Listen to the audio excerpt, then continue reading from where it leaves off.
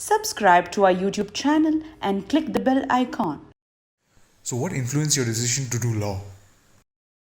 Well, you won't believe it. It was actually watching Perry Mason on screen and assuming that law is like a Perry Mason novel playing out. Well, we know the reality. The reality is pretty different.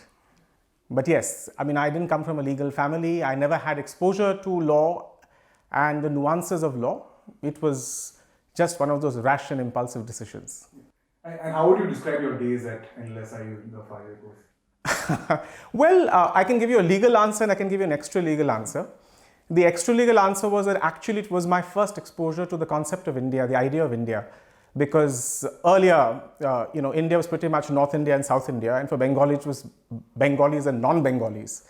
And here we went to a hostel and you had people from different states. We got to know that there are, all are not Madrasis. There are Kannadigas, there are Malayalis, there are Konkanis, and that they have different festivals. Of course, the first thing I did was learn the bad words in each language.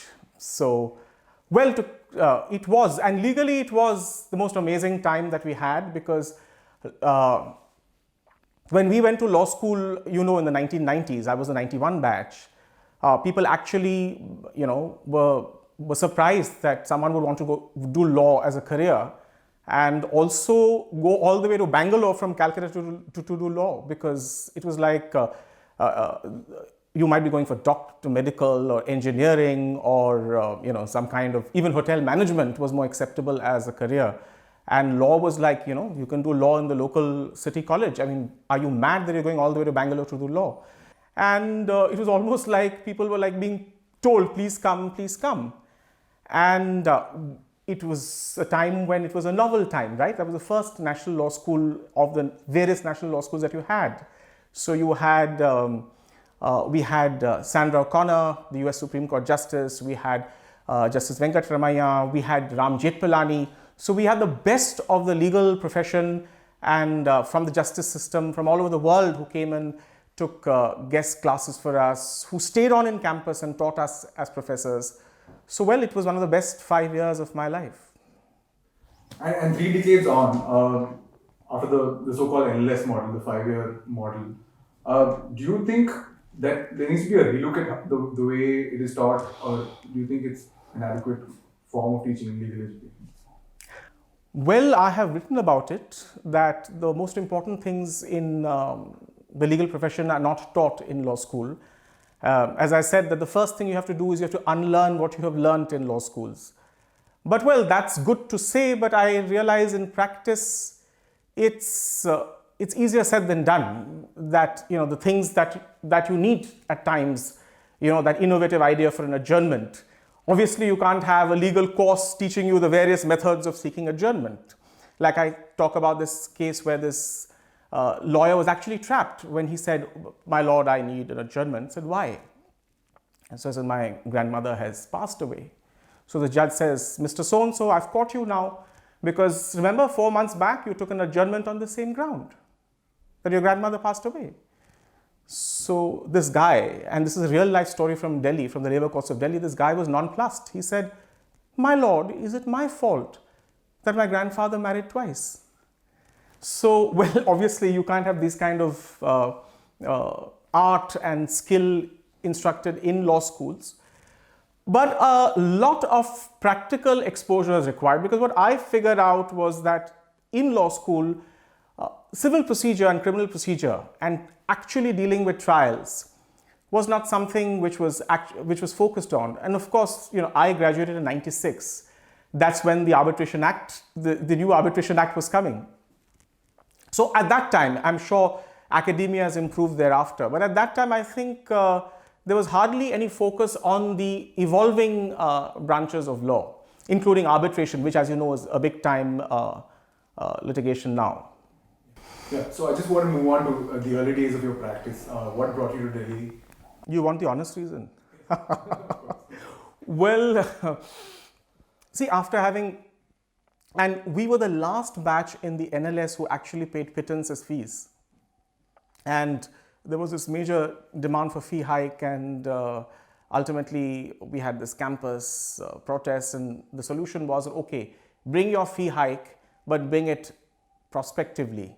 So the batch which came to NLS after us cursed us forever because they paid 1.5 lakhs, whereas we paid 700 rupees or something to that effect.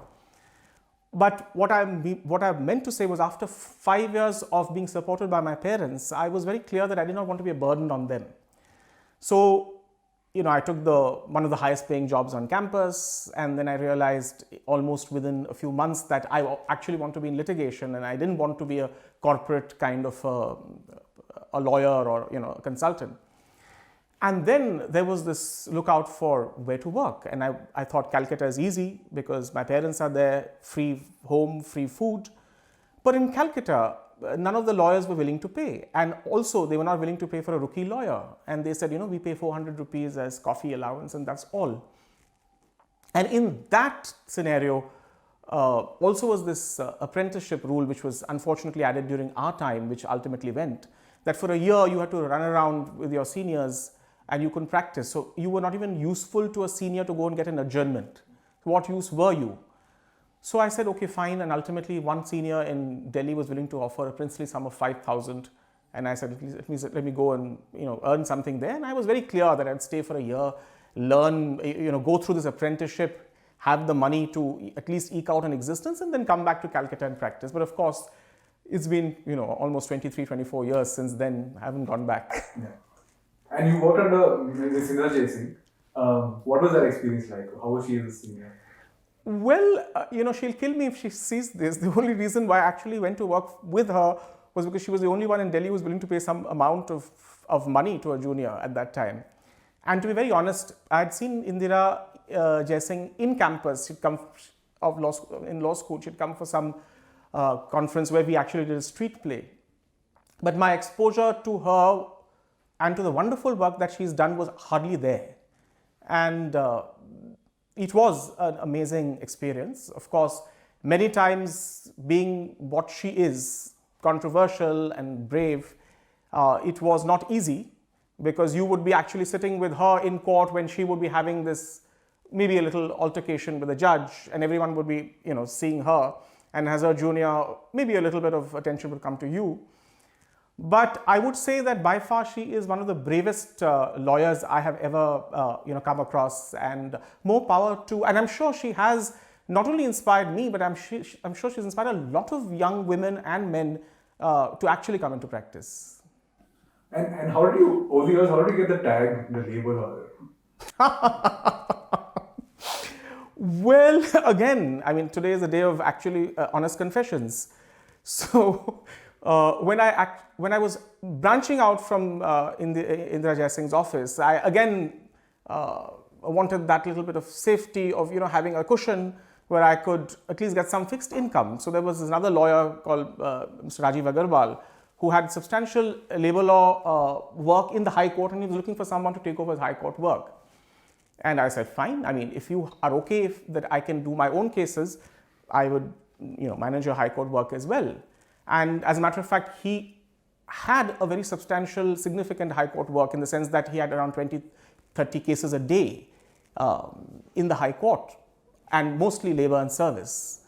And that's how the tag, he's in labor, came. So I just want to move on to your role as Standing Counsel for the Government of Delhi. When were you appointed, and how did that sort of take place?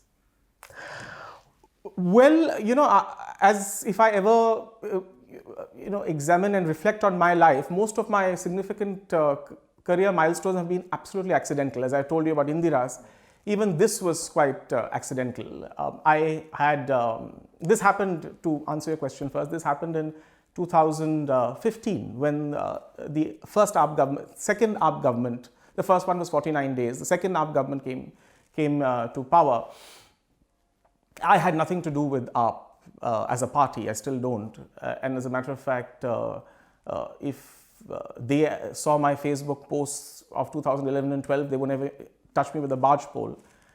And so I got this feeler that, they may be interested in having a person like you on board. Of course, it will be subject to an interview and all that. So I said that, I have nothing to do with AAP, and I had a significant private practice. And government work was not something which I looked forward to.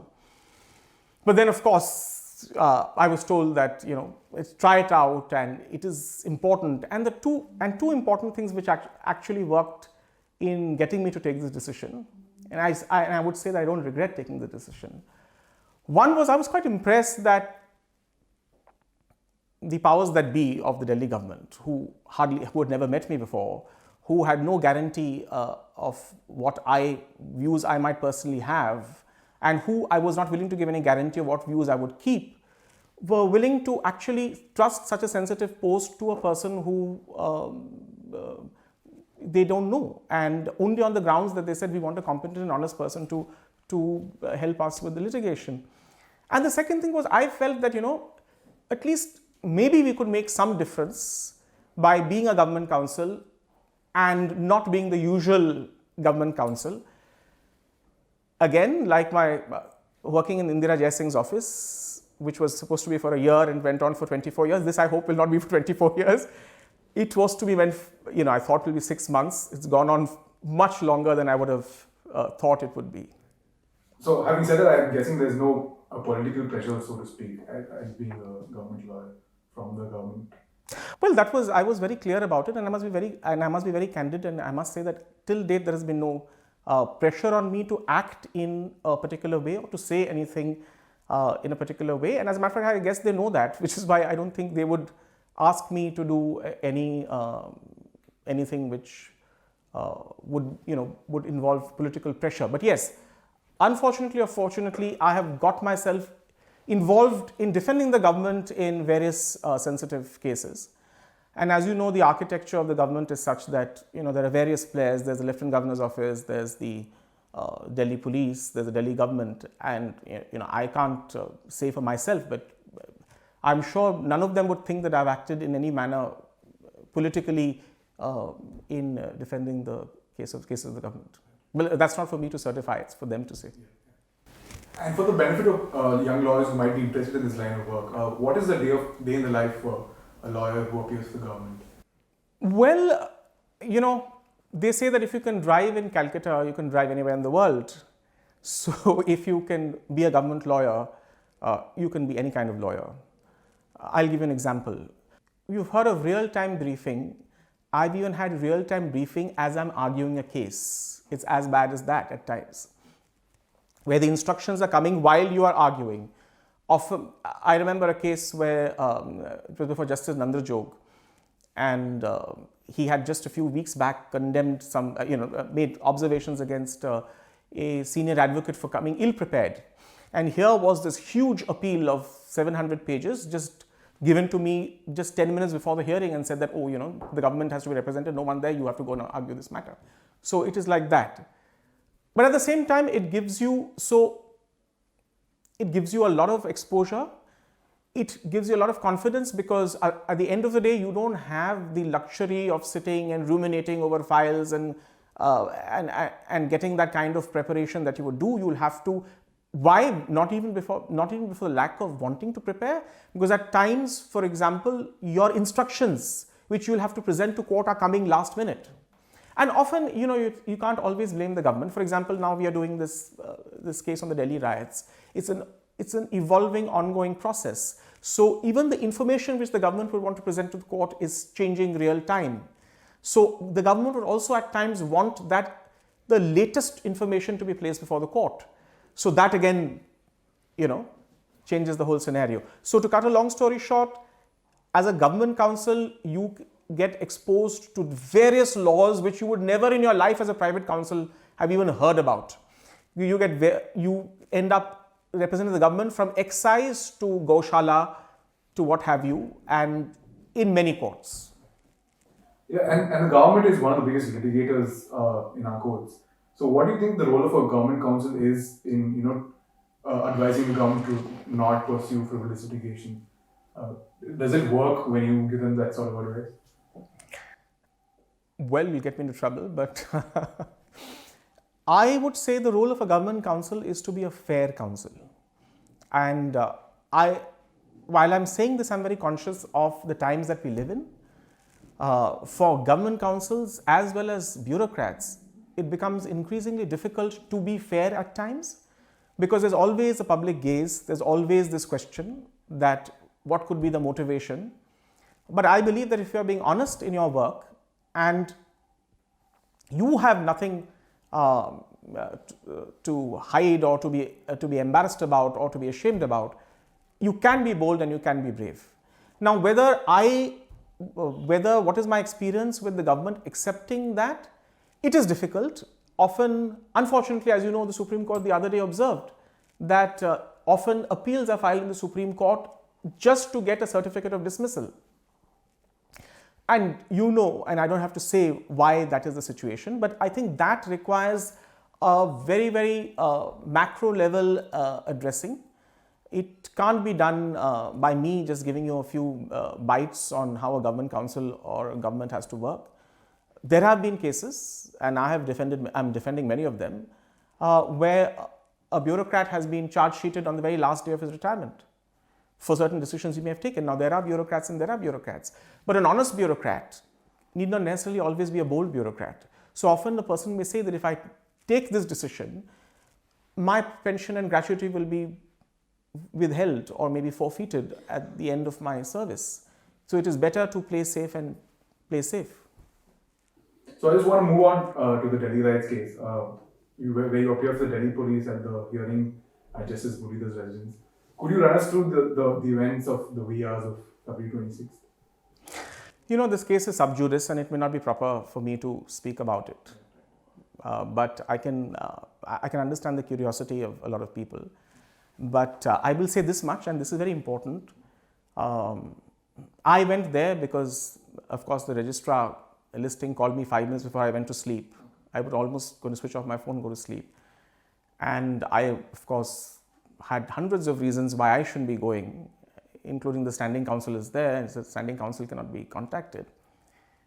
And so then, obviously, when a situation like this is there, and I was told that the Honorable Judge is requesting someone from the government to appear, then you have to be there.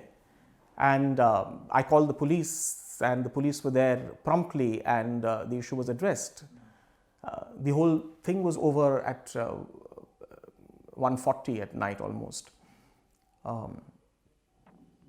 But what I wanted to say was that, as a government counsel, I just went for a case and asked my clients. Nothing was done behind their back. They were, like in any other case, the client here being the Delhi police, they were informed that this kind of case has been filed. It's going to be listed at 12:30. Please be there, get instructions, and we were there.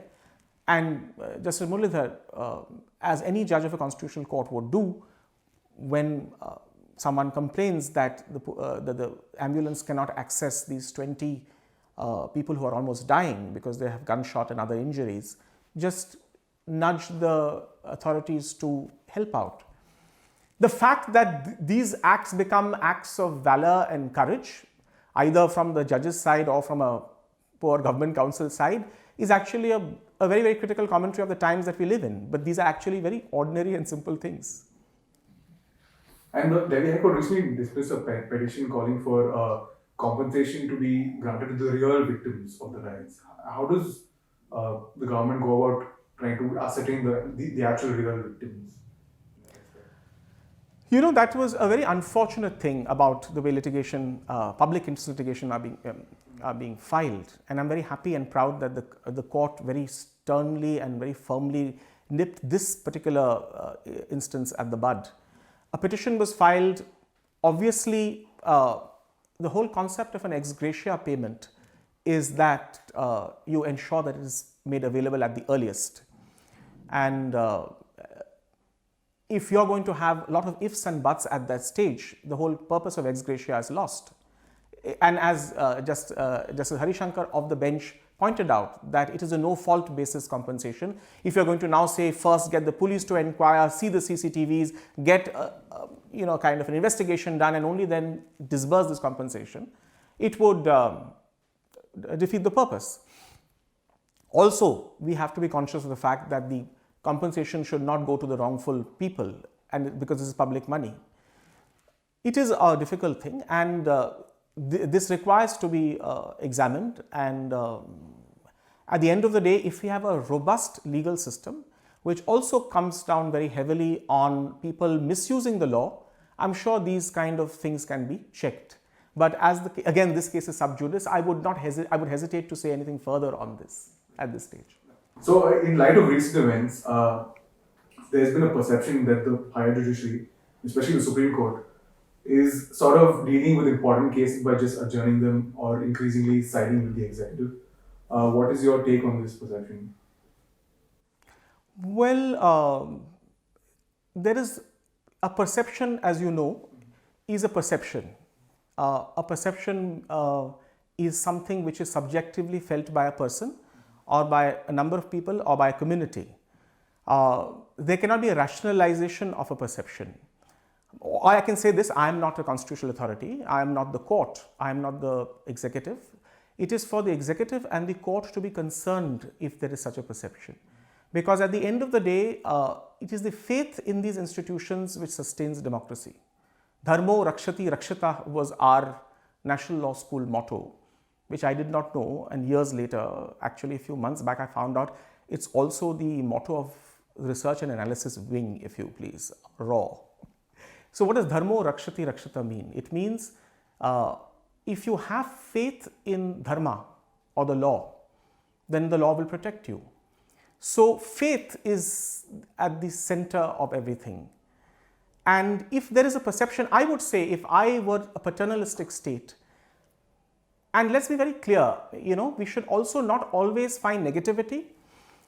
If you have to see the social media, and you must admit, whatever may be our personal views about the government and about the court, both the court and the government have been extremely tolerant of the social media, by and large. And the social media has been very, very brutal in sharing what you are calling perceptions. So it's not for me to say, but for both these institutions, great that they have been very tolerant, they have been tolerant of this perception. They've allowed a ventilation of these views, but that is not enough. So now something has to be done about it. If this is how a vast number of people are feeling, whether there is truth in it or no truth in it, it must be addressed based on a legal principle which, I don't have to say, which everyone knows. You know which one that is, right? Justice must not only be done but be seen to be done. So it's time that this justice is seen to be done. And just moving on to your proposed elevation at one point. In October 2017, the Delhi High Court Collegium had proposed your name, and the Supreme Court Collegium had remitted. Did you get reasons for that, and would you be willing to disclose this? I would be willing to disclose them, but the answer is very simple, this one. I did not get any reason except what was shared in the collegium minutes, which were shared and shared on WhatsApp, and even my aunts, who I had never shared that I had given my consent, were forwarding those WhatsApps to me.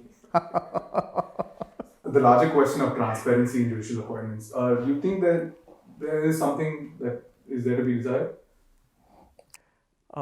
Yes, of course. Of course, there has to be transparency in the matter of judicial appointments. There has to be transparency but not transparency in the way you had the collegium minutes, which were ultimately disbanded, and wisdom prevailed upon the court, and the court stopped even in sharing those minutes, which were actually not recording reasons, but they were recording the conclusions.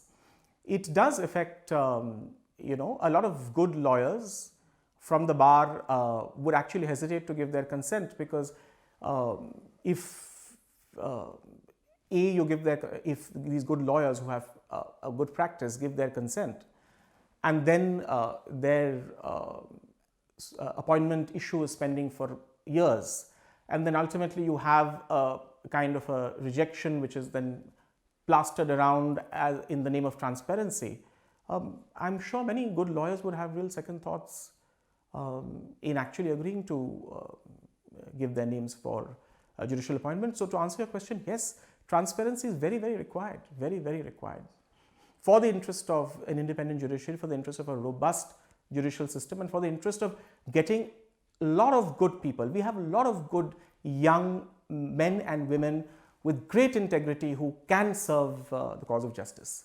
And it is, I'm adding, and it is not an easy thing. It's very easy for us to sit here with our Twitter and with Facebook and social media, WhatsApp, to criticize judges. But justicing is a very, very difficult issue. Our judges are very, very overworked. And there's also another thing which I feel it's time for courts to consider, is to separate the administration of justice from the administration of the court.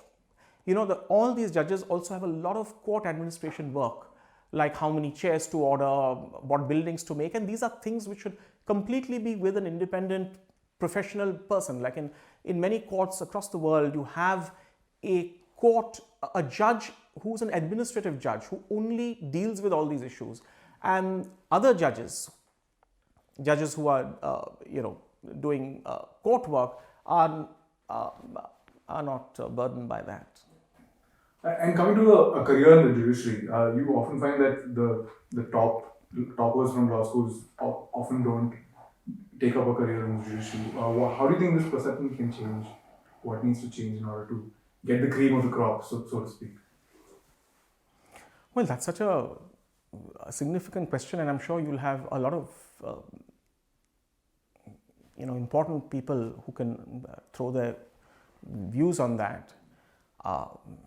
I think, of course, the pay is an issue, because, as I said, we got away by paying 700 rupees, but now I'm told in these national law schools you pay in lakhs.